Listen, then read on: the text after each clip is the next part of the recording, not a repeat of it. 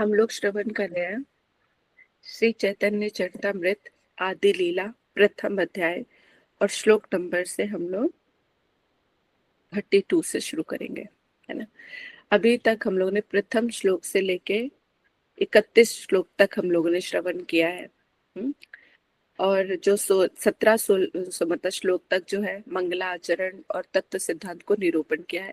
कल हम लोग ने भली भांति अच्छी तरह से श्रवण किया। अब फिर से हम प्रथम श्लोक में ही आते हैं, क्योंकि प्रथम श्लोक का जो गुरु तत्व सिद्धांत है ना। भगवान जो है अपने आप को कितने तत्वों में प्रकाशित करते हैं, और वो तत्व सिद्धांत यदि हमारे हृदय में बैठ जाते हैं तो मैं हमेशा कहती हूँ कि नींव पक्की हो जाएगी, तो आप लोग भ्रमित नहीं हो सकते, है ना। इधर उधर कहीं भागने का कोई हमें वो ही नहीं रह जाएगा, कोई और रास्ता ही नहीं बचेगा। क्योंकि जब अगर सिद्धांत हमारे हृदय में बैठ गए तो हमें मजबूती आ जाती है, पक्की बन जाती है ना।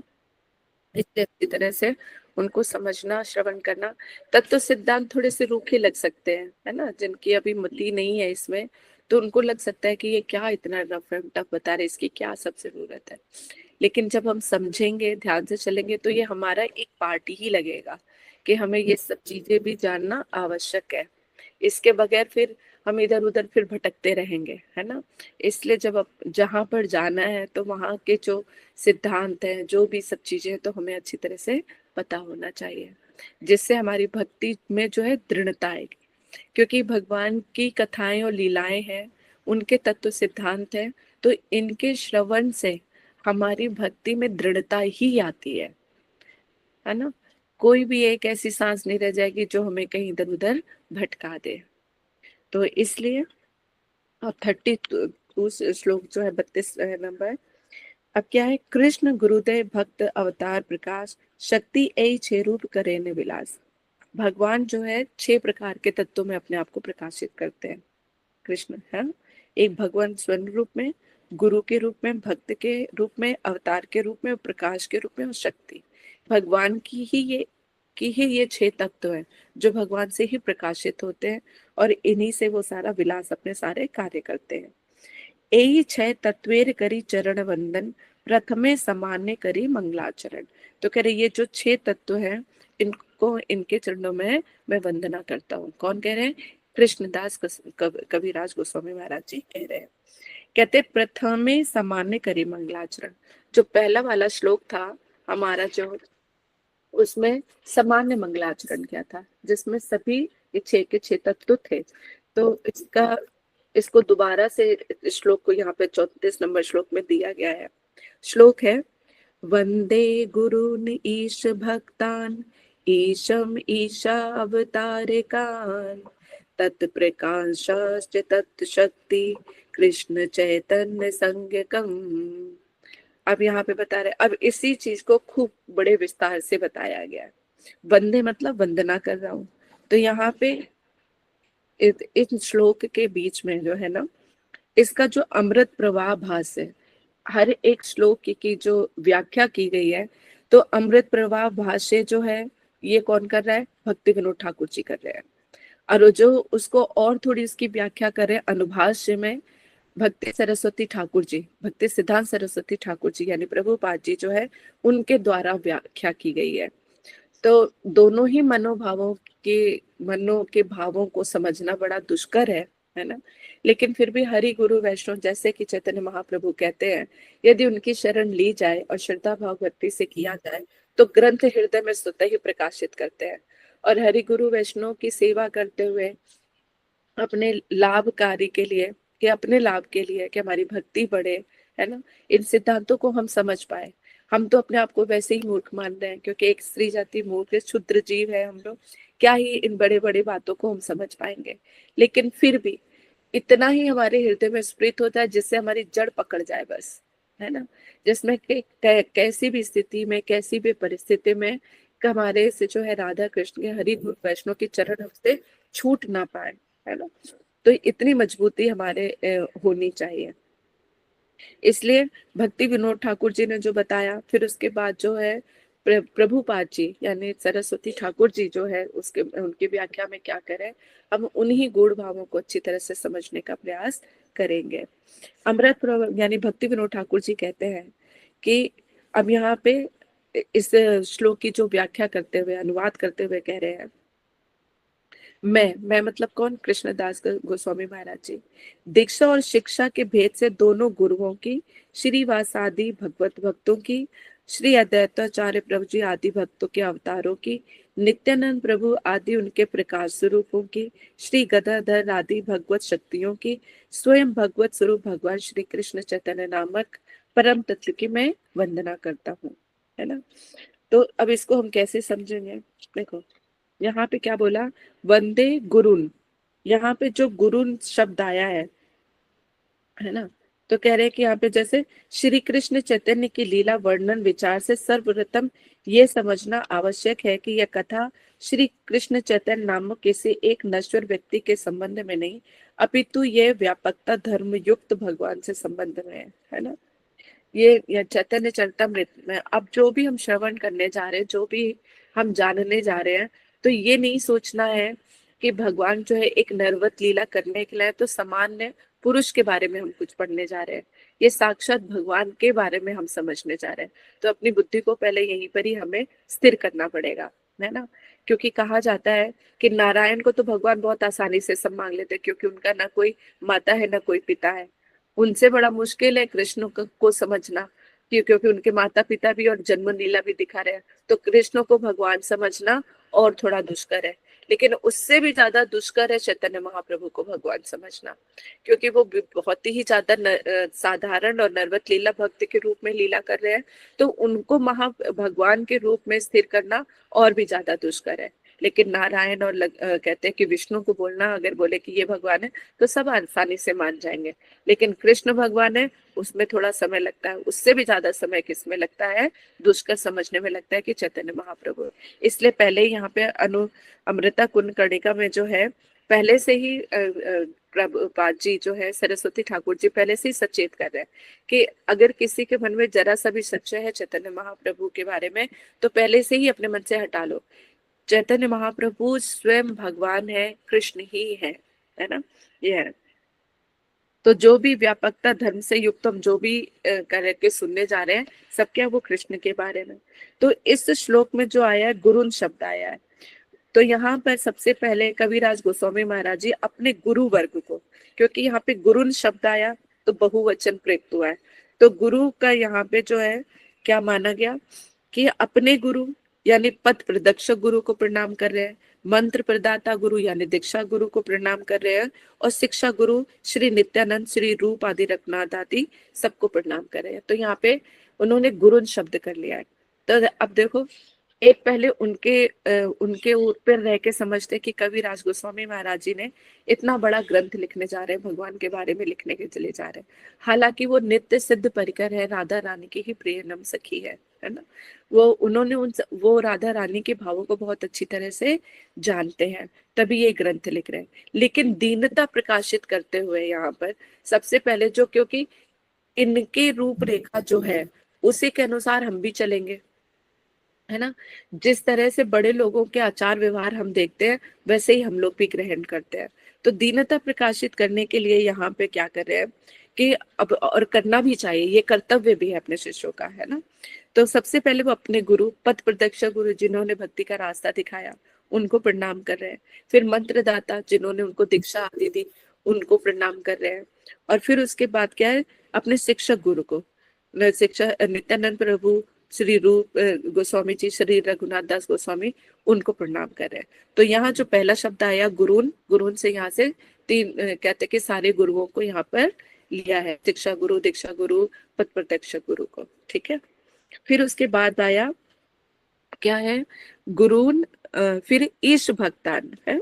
तो ईश भक्तान यानी ईश भक्तान का मतलब भागवत परमहंस अथवा वैष्णव को, है ना। जो भगवान के भक्त हैं उनको कहते हैं कि यहाँ पर लिया गया है। भगवत भक्त में जैसे गौर कृष्ण के सेवक, जो कृष्ण जो चैतन्य महाप्रभु को सेवक गण है, श्रीवास आदि आदि, ये सब क्या है, ईश भक्तान में आए, ठीक है। ईश भक्तान में आ गया। फिर उसके बाद है ईशम, ईशम यहाँ पर क्या आएगा, ईशम का मतलब जो ईश्वर है, जो भगवान है, यहाँ पे स्वयं, यहाँ पे चैतन्य महाप्रभु आ जाते हैं। और क्या है, ईशव अवतार कान। अब जो ईश्वर के अवतारों को, है ना, यहाँ पे अवतार जो है उनके, उनको प्रणाम कर रहे हैं।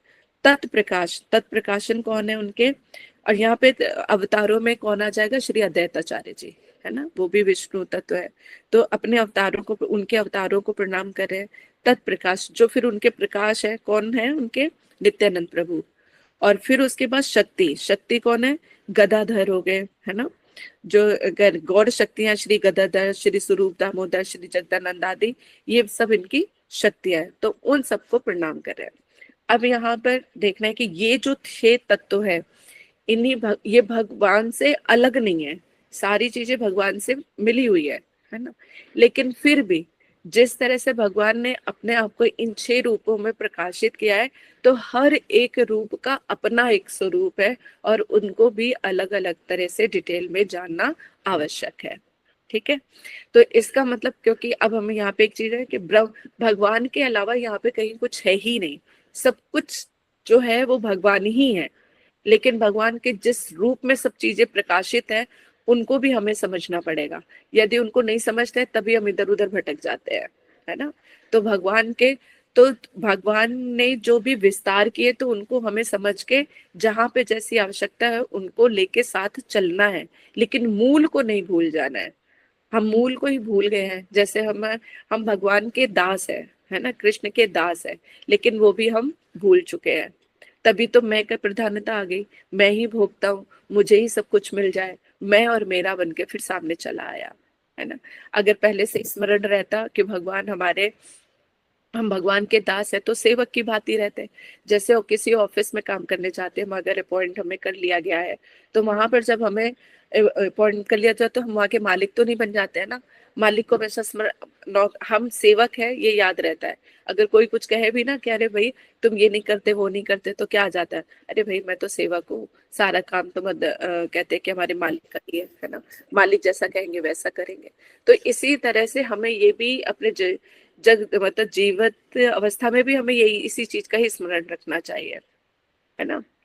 बोलो ललिता, तुमने हाथ खड़ा किया है। दीदी बस मुझे हाँ ये पूछना था दीदी, कि जो आपने बताया अमृत प्रवाह भाष्य जो है वो भक्ति विनोद ठाकुर ने बोला है, और अनुभाष्य जो है वो सिद्धांत सरस्वती ठाकुर प्रभुपाद जी के द्वारा बोला गया है।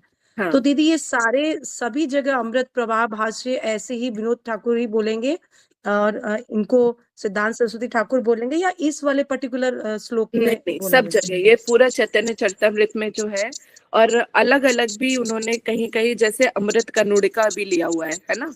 तो वहां पर जो है अलग अलग गोस्वामियों के भी जो है सारे सिद्धांत और उनके व्याख्या वगैरह सब चीजें ली गई हैं यहाँ पर। तो तो दीदी इसलिए मतलब कृष्णदास कविराज गोस्वामी ने लिखा है ग्रंथ, लेकिन भक्ति हाँ विनोद ठाकुर इसको अमृत प्रवाह मतलब इन श्लोक की व्याख्या कर रहे हैं, और फिर हाँ अनुभाष्य में सिद्धांत सरस्वती ठाकुर प्रभुपाद उसको और ज्यादा वो हाँ, कर रहे हैं, उनको विस्तार ट्रांसलेट। से बताए। फिर इसी श्लोक में जो है अन्य हमारे गोस्वामियों के भी क्या विचार है, उनको भी इसमें डाला गया है। इसीलिए हमारे जो मठ की चैतन्य चरितमृत है, उसको उसमें ज्यादा हमें फलीभूत होती है, क्योंकि अन्य अन्य गोसाइयों के भी विचार हमें श्रवण करने को मिलते हैं। तो मतलब इसमें हमारी अपनी बुद्धि कहीं जाती ही नहीं है, क्योंकि जो हम वैष्णव के वचनों को सुन रहे हैं, और शरणा जहाँ पे श्रद्धा है, वो हृदय में फलीभूत होती ही होती है। इसमें कहीं पर भी कोई संशय नहीं है। इसलिए हम लोग छोटा सा ही दिया लेके लेकिन निकल पड़े हैं, क्योंकि ये इतने गूढ़ तत्व, इतने मतलब अच्छों अच्छों को समझ में नहीं आते हैं। इतने इतने साल बीत जाते हैं, मैंने अपनी लाइफ में भी देखा। मतलब 10-15 साल हो जाते हैं, किसी के 30-40 साल भी हो गए, लेकिन तब भी कई बार ये सिद्धांत जो है उनके हृदय में प्रकाशित नहीं हो पाते हैं।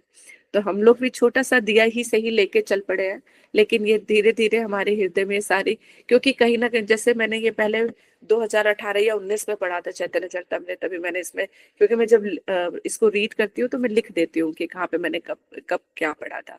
तो देख रही हूँ कि कितने साल के बाद भी आ रहे हैं, लेकिन हर एक चीज फिर भी नई निखर के आ रही है।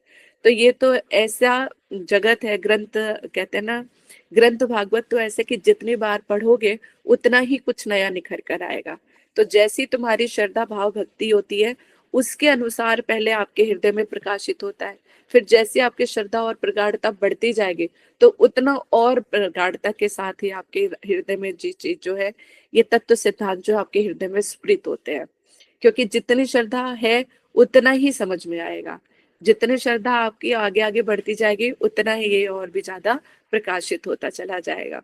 तो इसमें श्रद्धा तो खुद ही हमें अनुभव हो पाता है कि हमारा हरि गुरु वैष्णव के प्रति कितना स्नेह और कितनी प्रीति है, कितना हम आगे बढ़ रहे हैं, ये सब चीजें।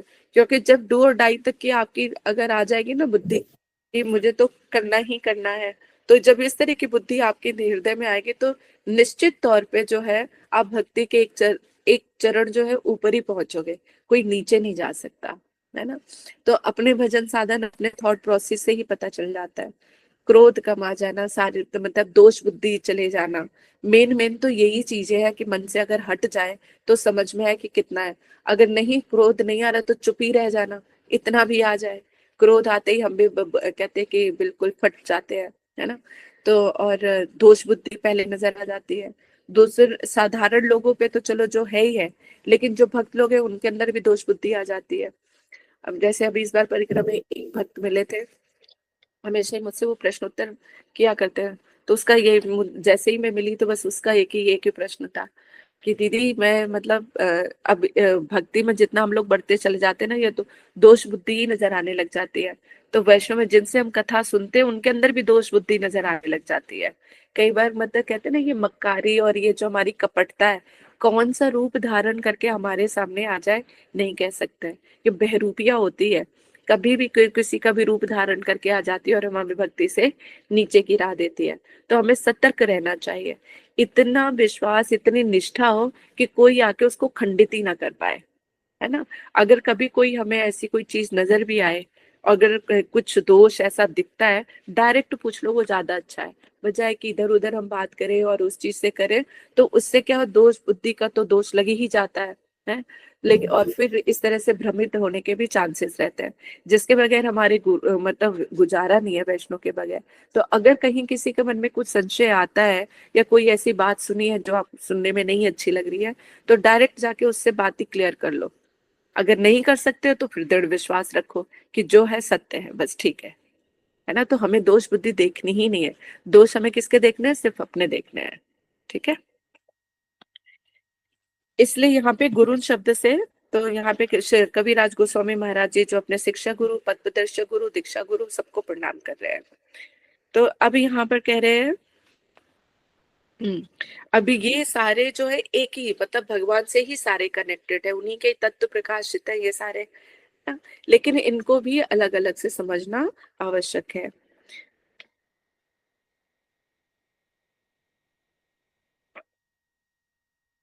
कहते हैं, श्री कृष्ण स्मृति के अभाव में मायाबद्ध जीवों का अहंकार धर्म प्रबल होकर मैं करता हूँ ऐसी बुद्धि प्रबल हो जाती है। जैसे कि मैंने अभी आपको बताया कि कृष्ण स्मृति जब हम विस्मृत हो जाती है कि हम भगवान के सेवक हैं, तो ये तो हम भूल जाते हैं, तो क्या बुद्धि खुद का अहंकार कर बैठती है, यानी मैं और मेरा की बुद्धि आ जाती है। इसलिए श्री कृष्ण अपने श्री कृष्ण चैतन्य देव की मूर्ति में गुरु का वेश स्वयं ही नित्य काल धारण करते हैं। इसलिए कृष्ण क्या करते हैं, श्री चैतन्य देव के रूप में, यानी एक गुरु चैतन्य महाप्रभु। अब क्या है, जो दूसरों के ऊपर हमारा संशय आ जाता है ना। जो साधारण इंसान जो गुरु बनते हैं तो उनमें भी कहीं ना कहीं दोष बुद्धि आ जाती है कि क्या रास्ता सही है, क्या रास्ता नहीं सही है ना। जैसे पहले जब चैतन्य महाप्रभु के रूप में नहीं आए थे, उससे पहले जब हमारी बुद्धि किस तरह की थी, है ना, कि भगवान की लीलाओं कथाओं को सुनते थे, या जैसे राम जी को 14 वर्ष का वनवास मिला, लेकिन वो उन्होंने फिर भी अपना टाइम ऐसे काटा, तो क्या बुद्धि आ जाती है, अरे ये तो भगवान है ना, भगवान ने काट लिया, इनके पास तो असीम शक्ति होती है। शक्तियों के बावजूद भी उन्होंने अपनी उन शक्ति को इस्तेमाल तो नहीं किया।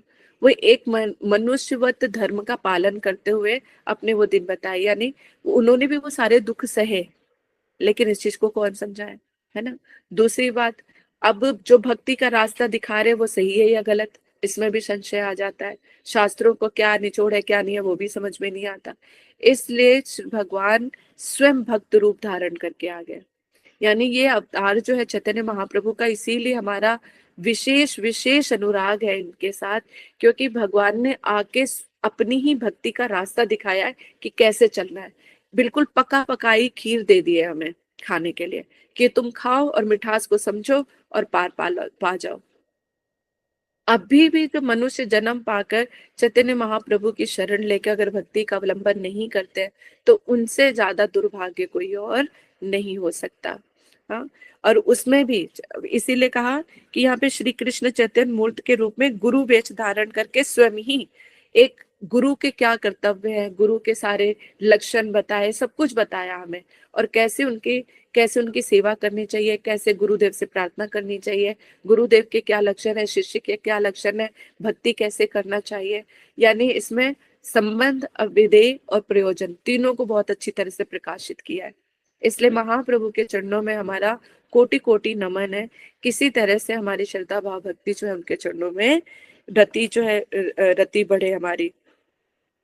कहते हैं सभी प्रकार के गुरु होकर जीवों के चेतन जागृत करते हैं और उनका वास्तविक मंगल विधान करते हैं।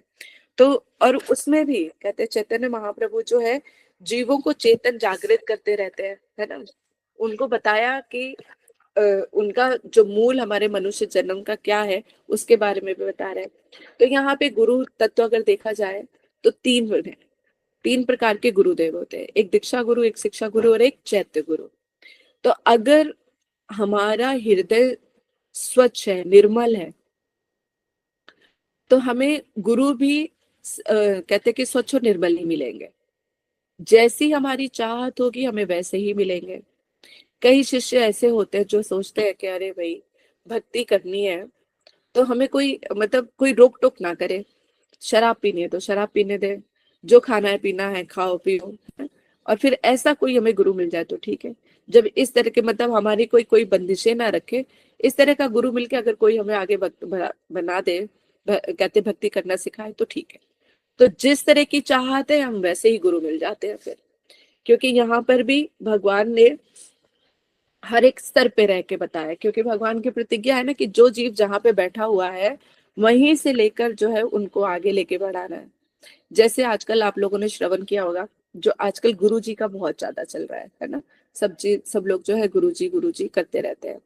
अब गुरु जी ने कोई पाबंदी नहीं लगाई है, शराब नहीं पीने के लिए मना किया है ना, लहसुन प्याज नॉन वेज वगैरह जो खाना है सो सब खाओ, सब चीजें खाते पीते रहो, है ना।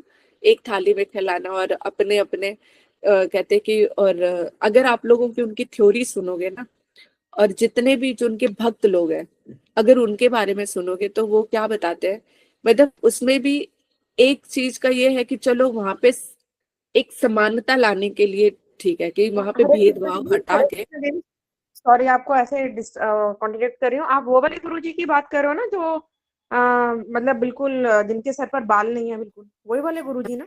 हाँ, उन्हीं की बात कर रही हूँ। तो यहाँ पर भूल गई क्या बोल रहे थे मैं, माइंड से स्किप कर जाती है चीजें।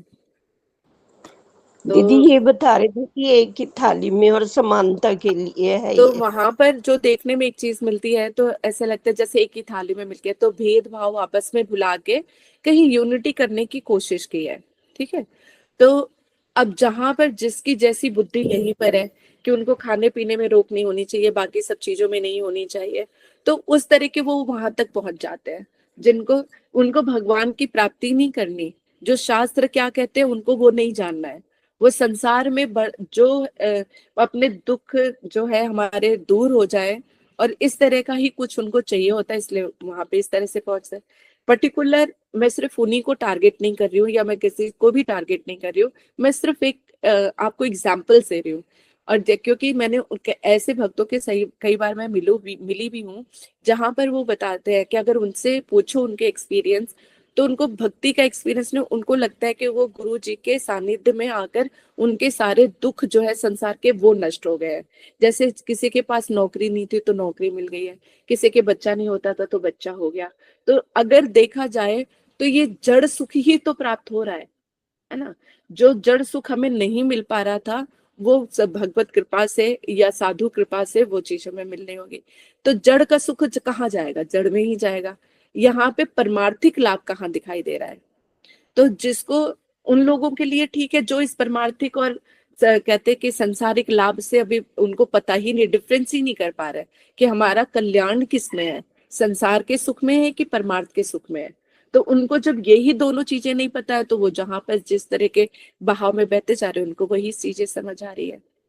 इसीलिए से बड़े सौभाग्यवान जी होते हैं जिनको संसारिक वैभव और पारमार्थिक वैभव ये दोनों में डिफरेंशिएट करना आ जाता है। संसार क्या है और परमार्थ क्या है, अगर इस जन्म में इतना भी समझ आ जाए और जो हमें समझ आए उसके प्रति हम चल पड़े, परमार्थ की तरफ यदि हम चल पड़े तो भी हमारा जीवन सफल है।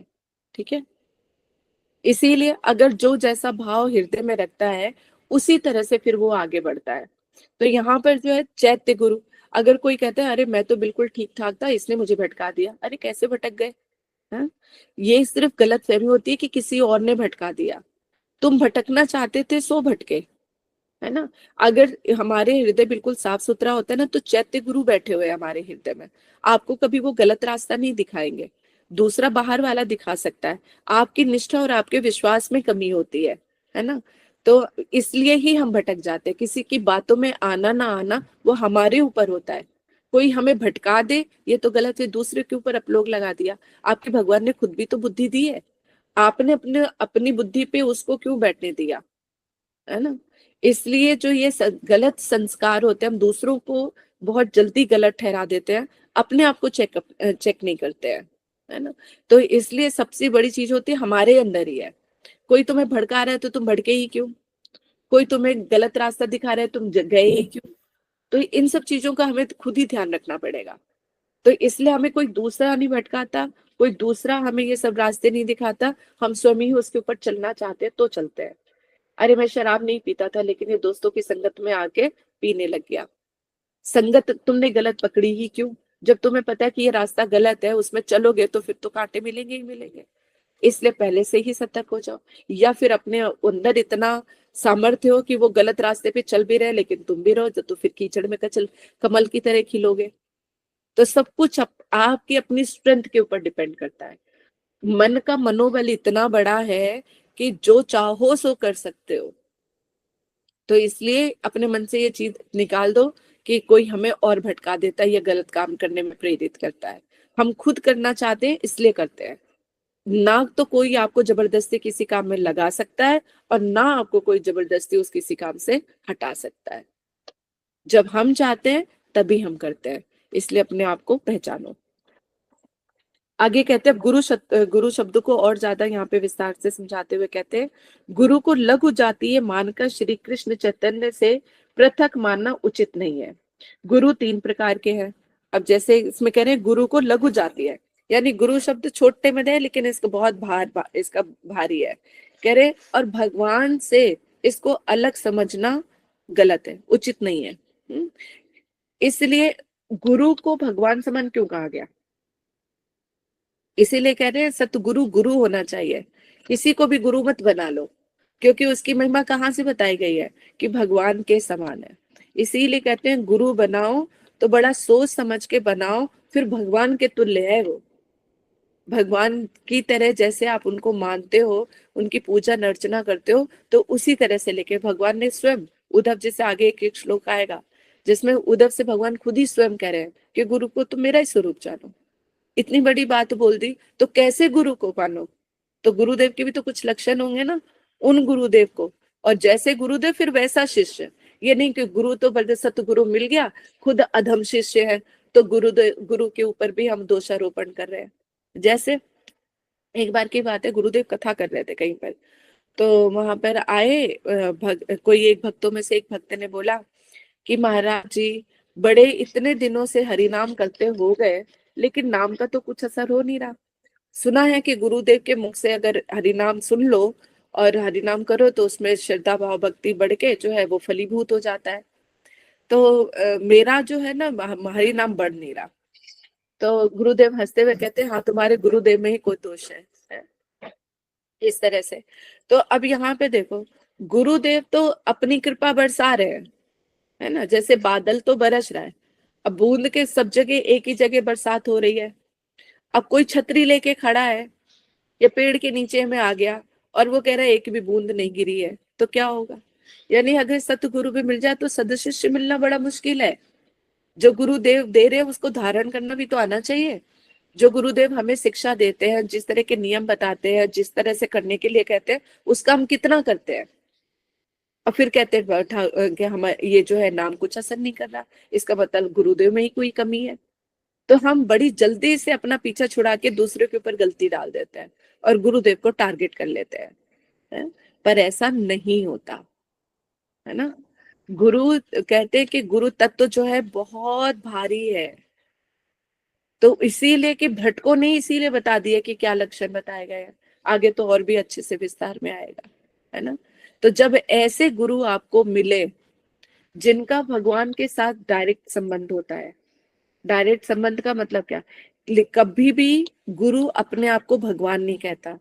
शिष्य भगवान की तरह पूजता जरूर है, लेकिन गुरु कभी नहीं कहेगा कि मैं भगवान हूं या भगवान की तरह तुम मुझे पूजो, कभी नहीं कहेंगे। वो गुरुदेव अपने आप को सदैव सेवक के रूप में ही मानते हैं, है ना।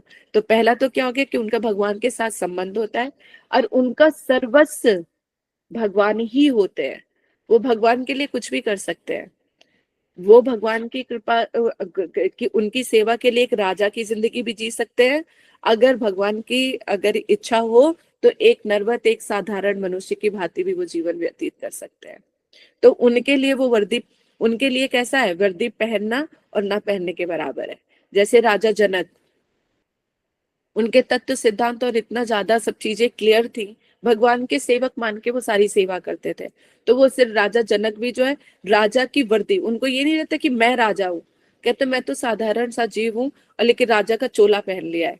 तो राजा के जितने दायित्व वो बस वो दायित्व को सेवक की भांति निभाते थे, वो अपने आप को कभी राजा नहीं समझते थे। इसी तरह से साधक अवस्था में आ जाओ, हम भगवान के हम सेवक हैं, एक घर मिला हमें, है ना, पति बच्चे ये सब कुछ मिला। तो यहाँ पे क्या है, अपने आप को अगर हम एक धर्म पत्नी मान लेते हैं तो पत्नी में मैं का अहंकार आ गया, फिर पति से एक्सपेक्टेशंस हो गई, बच्चों से हो गई, तो ये एक हमने अपना नया संबंध तैयार कर लिया। यहाँ पर भगवान ने इस यहाँ में भेजा, यहाँ पर जहाँ पर पति है, बच्चे हैं, घर है, परिवार है, सब कुछ है, और बीच में हमें भेज दिया हमारे अपने नित्य स्वरूप के साथ। हम कौन है? मैं कृष्ण की सेविका हूँ। अब सेविका को क्या रूप धारण करना पड़ गया? एक पत्नी का, एक बच्चों की माँ का, और इसी तरह से अनेक अनेक जो संबंध है उनके ये ऊपर के दायित्व है। तो अंदर से कौन है? भगवान की सेविका है। लेकिन हम लोग क्या करते हैं? सेविका को भूल के कि मैं कौन हूँ, उसको भूल के क्या याद रह जाता है? मैं पत्नी हूँ, मैं इसकी माँ हूँ। तो उन्हीं के ऊपर हम अपना जो है वो कहते हैं कि चलाना शुरू कर देते हैं। पति के ऊपर अधिकार, बच्चों के ऊपर अधिकार, सासू माँ के ऊपर अधिकार, घर परिवार पे अधिकार। तो ये सब अधिकार ही अधिकार में हमारी पूरी जिंदगी निकल जाती है। हमें भेजा किस लिए और हमने किया क्या? समझ में आ रही है बात? इसलिए हम जहां पर है, अगर अभी भी अपने आप को हम ये समझ ले है कि हम कौन है? सेविका है। अंदर से तो वही रहेंगे ना, उनके सेवक है। तो प्रियोरिटी हरे गुरु वैष्णव की सेवा की रहती है। और फिर उन्होंने जो दायित्व दिए है, जिस भी परिस्थिति में है वहीं पर, क्योंकि वो ही परिस्थिति चेंज करेंगे। हमारे अपने कर्म, अपने प्रारब्ध और उनकी कृपा के अनुसार हम ऐसे स्थान पर आए हैं जहां पर हमारे कर्म लेकर आए हैं। ठीक है, वहां पे हमें जन्म मिला। तो बड़ी कृपा की कि उन्होंने अपनी भक्ति भी हृदय में प्रेम दे के भेज दिया, ये सबसे अहेतु की कृपा कर दी। तो उस बीज को हृदय में रख कर, है ना, अपना जो है,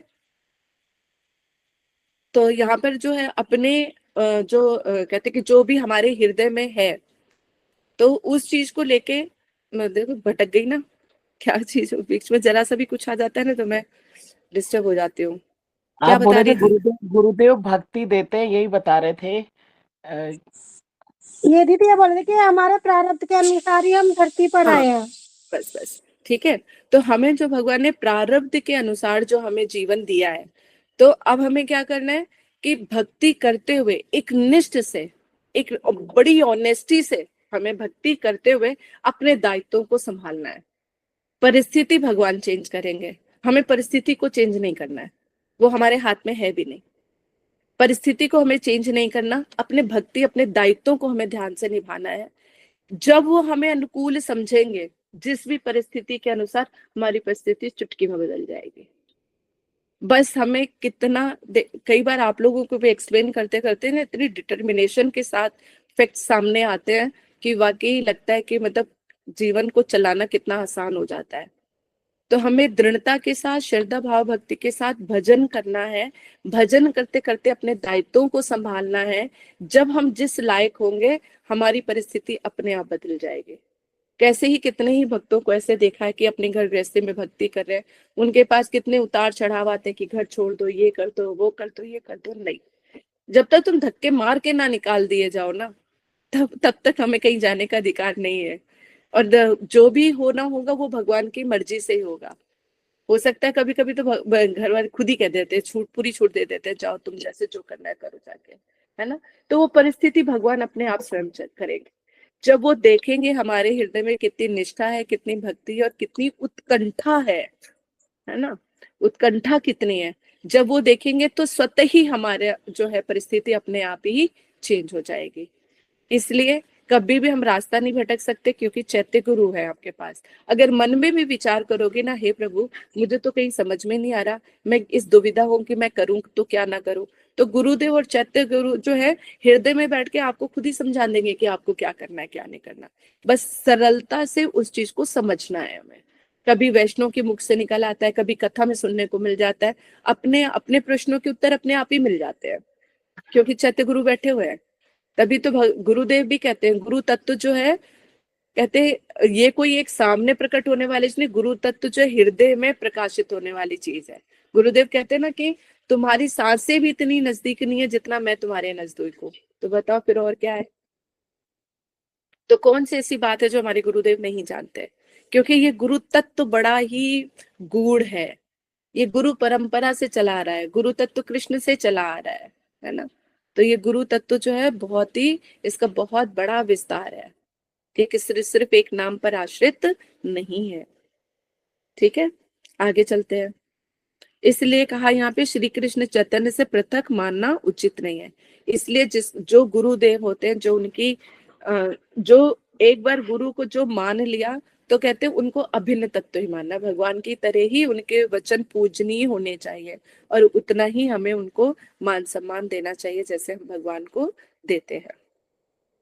यहाँ पे बताया गुरु 3 प्रकार के। एक दीक्षा गुरु, जो दिव्य ज्ञान अर्थात पूर्ण वस्तु का ज्ञान कराते हैं, है ना, जो दिव्य वस्तु दीक्षा देते हैं, जो हमारा भगवान से संबंध तो ऑलरेडी है, लेकिन उसको प्रकाशित करते हैं, है ना।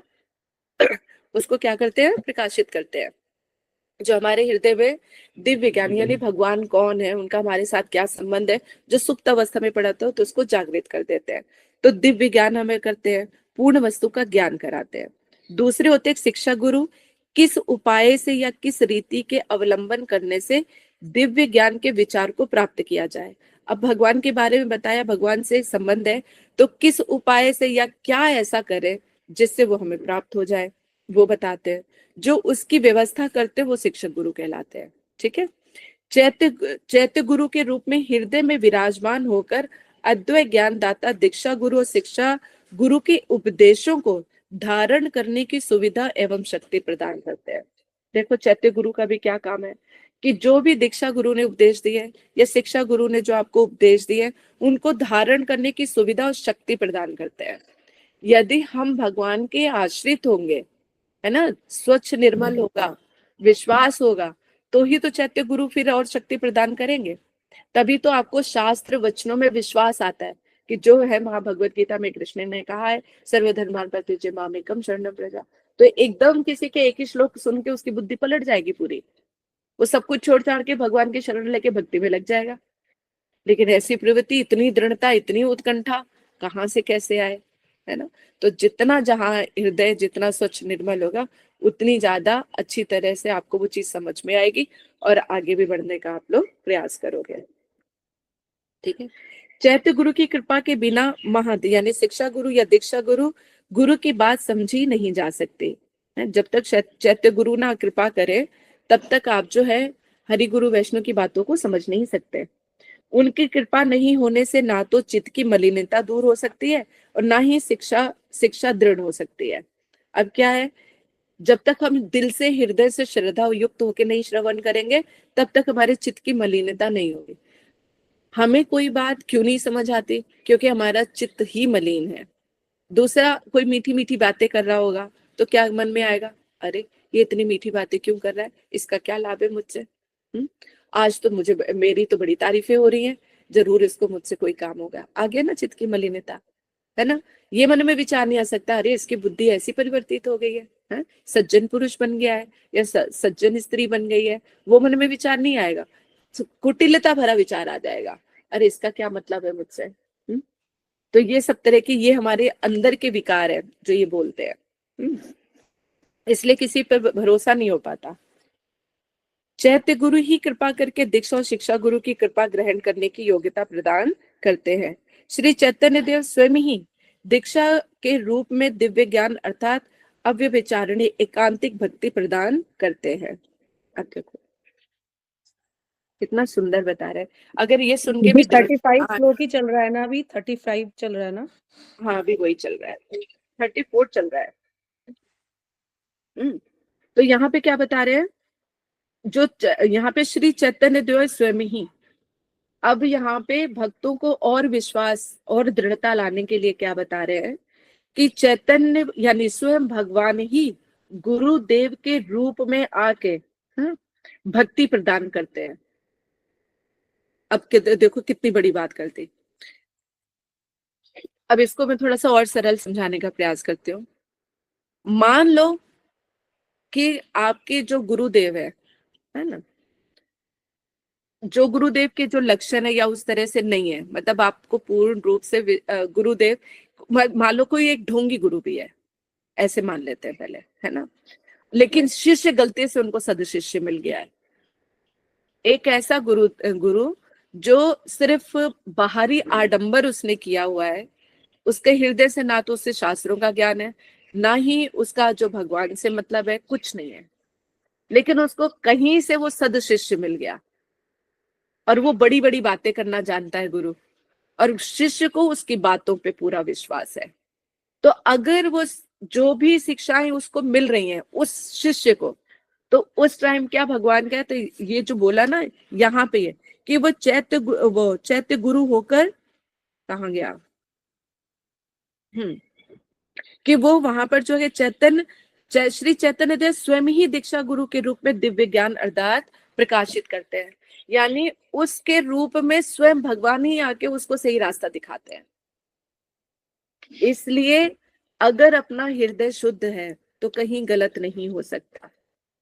तो अगर बड़ी श्रद्धा भाव भक्ति से ऐसे भी किसी गुरु की अगर सेवा करते हैं तो उसको जो शिक्षा प्राप्त होगी, क्योंकि गुरु तत्व जो है वो बिल्कुल खरे सोने की तरह बिल्कुल खरा है, तो सद शिष्य कभी पथभ्रष्ट नहीं हो सकता। ये तो मैंने सिर्फ आपको समझाने के लिए बोला। सद शिष्य को सदगुरु ही प्राप्त होते हैं, सदगुरु को सद शिष्य प्राप्त होते हैं। मतलब शिष्यों में तो फिर भी गड़बड़ाहट हो जाती है ना, लेकिन सतगुरु ही रहता है।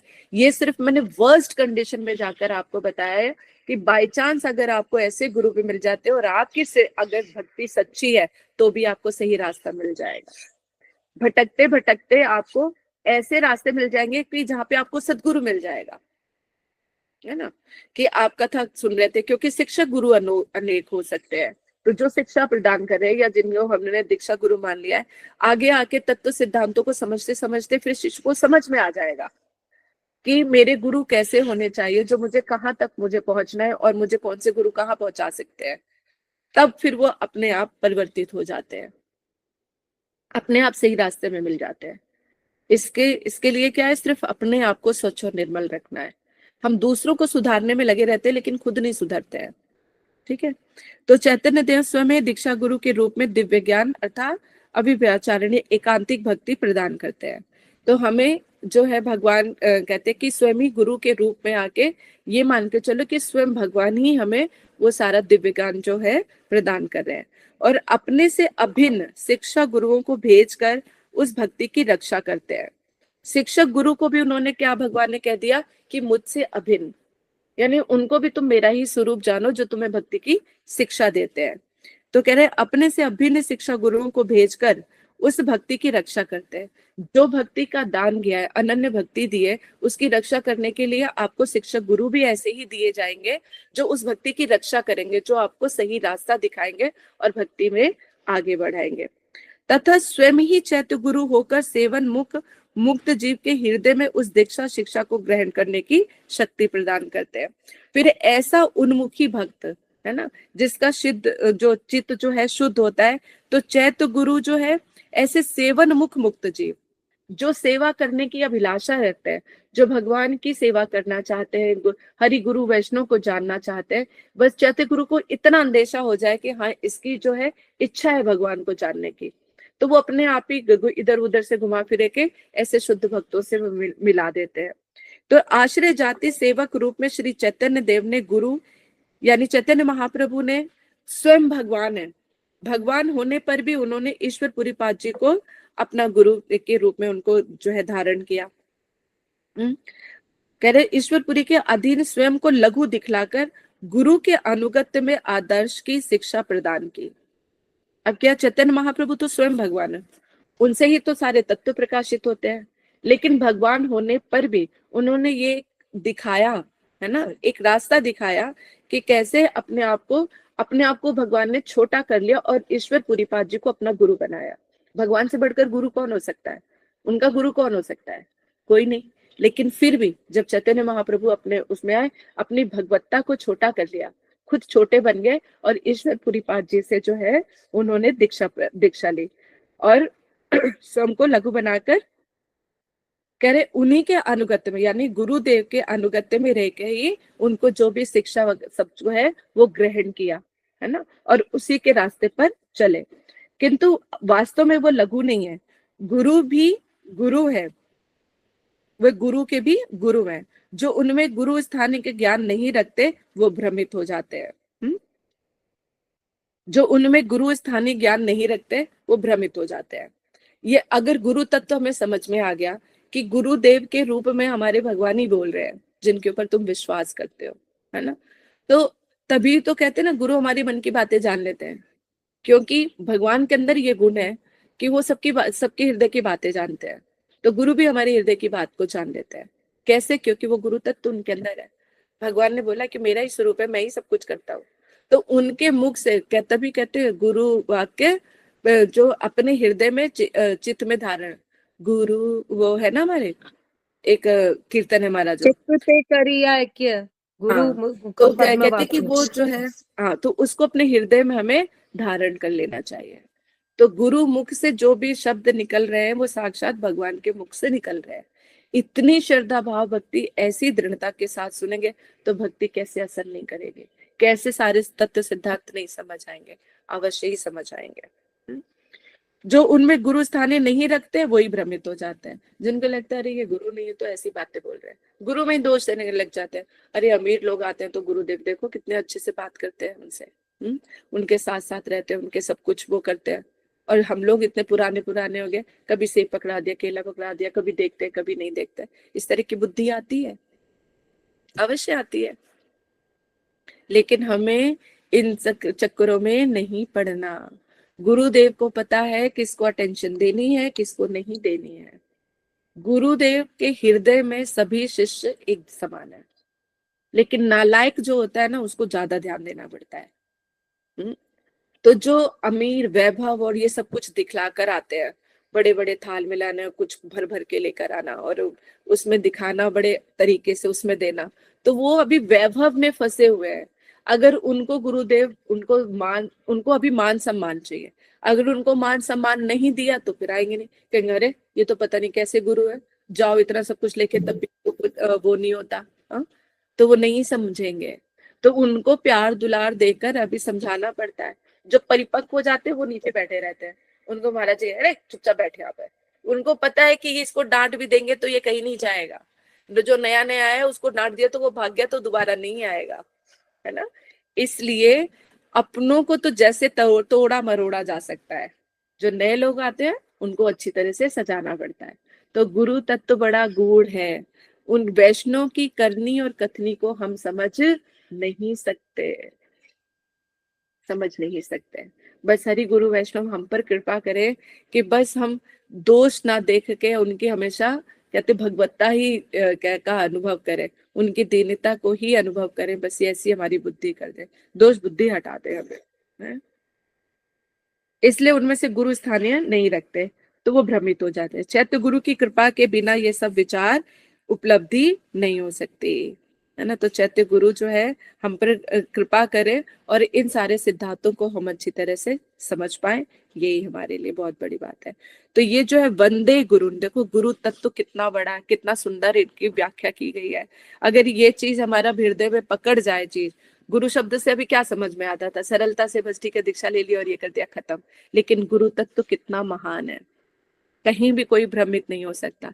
इसलिए गुरु को कभी कोई साधारण नहीं समझना चाहिए, लेकिन गुरु ऐसा होना चाहिए, ऐसे नहीं कि चलते फिरते वो खुद तो शास्त्रों के वचनों का पालन नहीं करते और दूसरों को फिर जाके वो बोलते हैं, तो इस तरह के गुरु धारण नहीं करते। गुरु की रूपरेखा ही अलग है।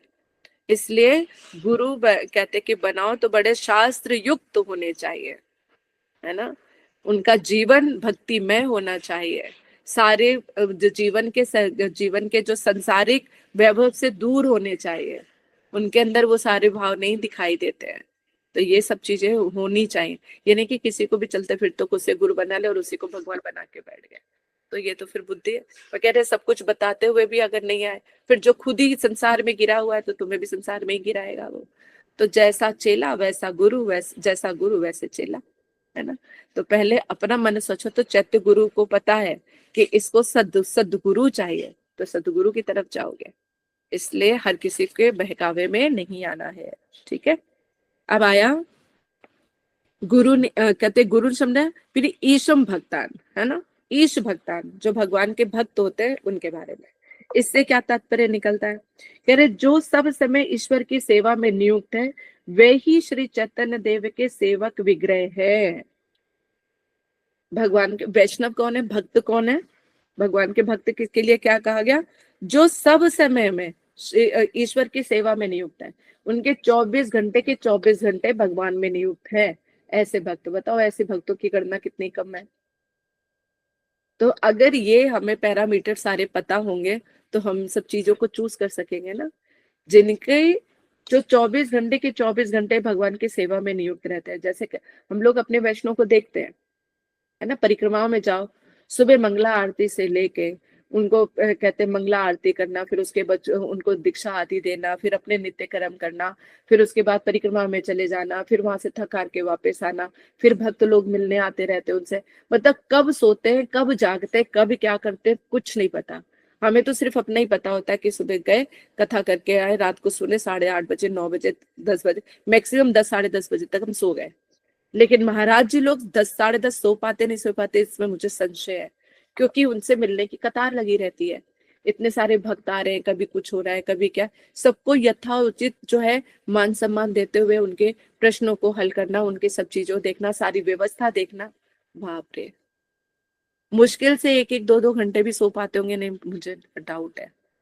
तो ये ऐसी मतलब जो 24 घंटे से नियुक्त जिन्होंने अपने आप को दे रहा, उनका अपना घर परिवार तो है नहीं, संसार तो बस आया हो नहीं कि बीवी बच्चों के लिए इतनी मेहनत कर रहे हैं। किसके लिए मेहनत कर रहे हैं, भक्त और भगवान के लिए। जो ये वैष्णव सेवा जो कर रहे हैं वो किसके लिए, भक्त और भगवान के लिए है केवल, है ना, उनके लिए है। उनके अपने बीवी बच्चे नहीं बैठे जो उनके सारे वारिस होंगे उनके, तो ये सब भक्त और भगवान के लिए। ऐसी बुद्धि रख कर उनके प्रति हमें जो है सेवा भाव भक्ति जो है हृदय में होनी चाहिए। इसलिए पहला गुण क्या बता दिया कि सब समय जो ईश्वर की सेवा में नियुक्त हैं वे ही श्री चैतन्य देव के सेवक विग्रह हैं। ईश्वर के भक्त पृथक तत्व नहीं है, इसलिए भगवान ने क्या कहा है कि मेरे भक्त मुझसे अलग नहीं है। यही कारण है कि गुरु को भी भगवान ने कहा कि मेरा ही स्वरूप जानो, क्योंकि गुरु भी किसका सेवक है, भगवान का सेवक है। तो जब गुरु भी अपना सर्वस्व दे के कृष्ण को माना है, तो कृष्ण भी कह रहे हैं मेरा ही बंदा, मेरा ही है। तो तभी भगवान से कुछ मांगेंगे, मिलेगा नहीं मिलेगा संशय है, लेकिन गुरुदेव ने कह दिया मिल जाएगा तो मिल जाएगा, क्योंकि कृष्ण उनकी बात टाल नहीं सकते। इसलिए क्योंकि वो भगवान से पृथक नहीं है। क्योंकि जब हम जिनके हो जाते हैं, जैसे शादी के बाद पत्नी अपने पति से अलग नहीं है। अगर पत्नी ने कहीं जबान दे दी तो पति को पूरा करना पड़ जाता है कई बार। कि नहीं, कि वो कहते हैं कि भाई मेरी पत्नी ने बोला है तो मुझे करना ही पड़ेगा। या पति ने कोई बात बोल दी है तो पत्नी भी कहती है अरे मेरे पति की जबान की बात है, मुझे करना ही पड़ेगा। क्योंकि पति और पत्नी दोनों अलग नहीं है। इसी तरह से भगवान और भगवान के भक्त तो उनसे अलग नहीं है। श्री चैतन्य देव स्वयं उनके उपास्य है ना। जो भक्त हैं तो भगवान स्वयं उनके उपास्य है। वे अन्य किसी को भी नहीं जानते। भक्त क्या है, उद्धव जी को भी कृष्ण उद्धव जी को बताते हैं कि मेरे भक्त मुझे, मेरे अलावा किसी को नहीं पहचानते, मैं भी अपने भक्त के अलावा किसी को भी नहीं पहचानता। दोनों सिर्फ एक दूसरे को जानते हैं। इतना घनिष्ठ प्रेम, इतनी प्रीति, इतना उनका आपस का जो लगाव है, अपनापन है, तो इस कदर है देखो। फिर बोला चेतन धर्म विशिष्ट भक्ति युक्त व्यक्ति ही श्री चैतन्य देव की उपासना करते हैं। अब क्या, चेतन धर्म विशिष्ट, जो धर्म है, जो शास्त्र जो धर्म बताते हैं, है ना, जो जीव का धर्म है, और जो भक्ति युक्त व्यक्ति ही भगवान कृष्ण की उपासना करते हैं।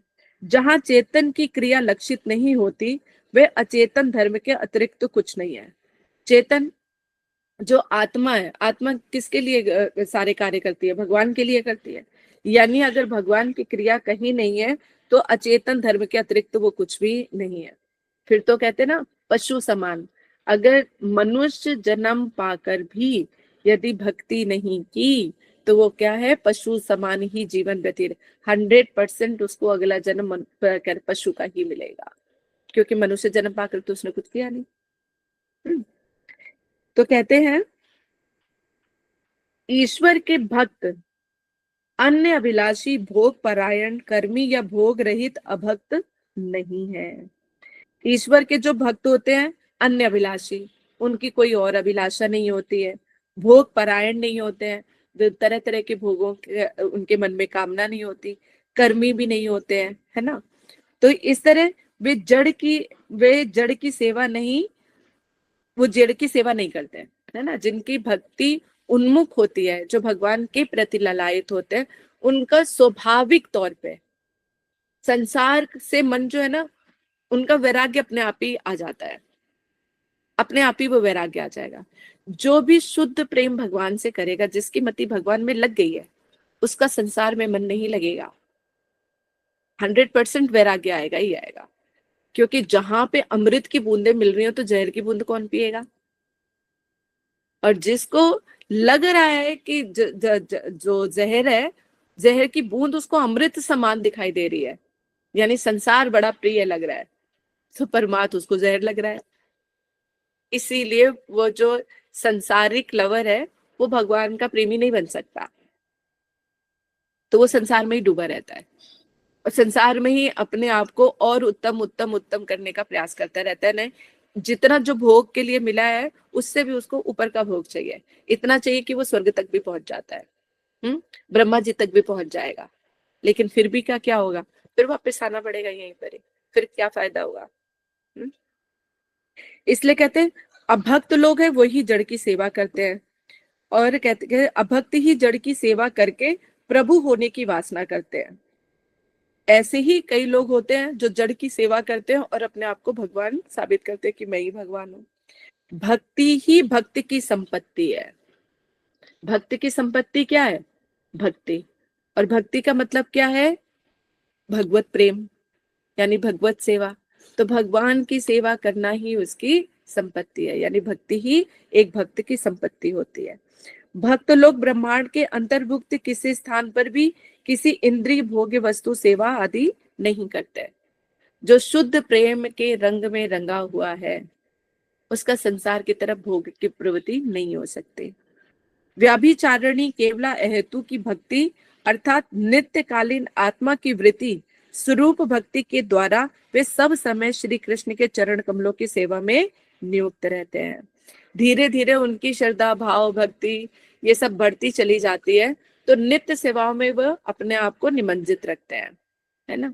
साधक अवस्था में जो उनके नित्य कर्तव्य है उसमें लगे रहते हैं। और जब परमार्थिक अपने कहते हैं तो मानसिक सेवा में रहते हैं, मानसिक सेवा में अपने अगर स्वरूप का ज्ञान है तो उस स्वरूप में रह के वो भगवान की भी सेवा करते रहते हैं, तो उनके पास टाइम ही कहाँ है फालतू की चीजों का लिए।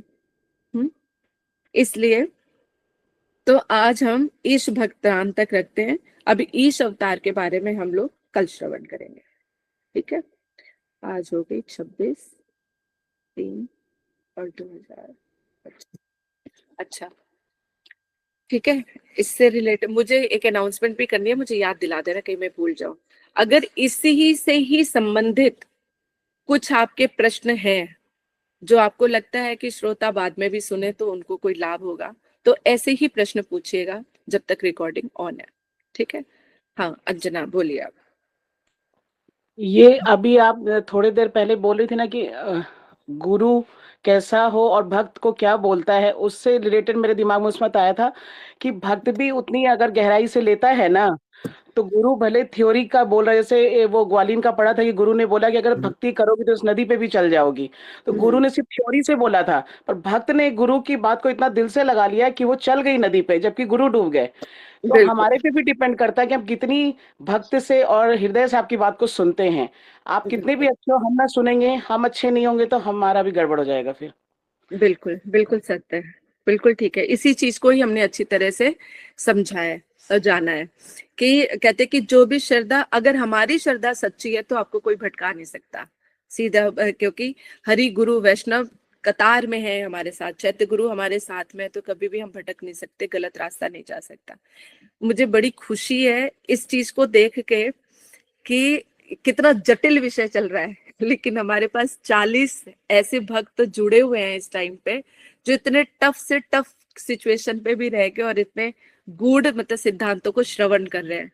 तो हेतु की कृपा, ये हमारे हरि गुरु वैष्णव की कृपा है कि ऐसे सिद्धांतों को हम लोग श्रवण कर पा रहे हैं और धैर्य धारण करके आप लोग श्रवण कर रहे हो, क्योंकि कई कई ऐसी चीजें, क्योंकि इसमें तो अभी कोई लीला नहीं चल रही, कुछ वो नहीं चल रहा, तो सब सर के ऊपर से निकल जाता है, तो कई बार समझ के नहीं आता तो छोड़ के भी इंसान चला जाता है। लेकिन मैं देख रही हूँ कि आप लोग कंटिन्यूस मतलब इतना 30 से 40 लोग जो है मतलब पूरी तरह से जुड़े हुए हैं, तो इन पर हरि गुरु वैष्णव की प्रचुर मात्रा में कृपा है, चैतन्य महाप्रभु की कृपा है।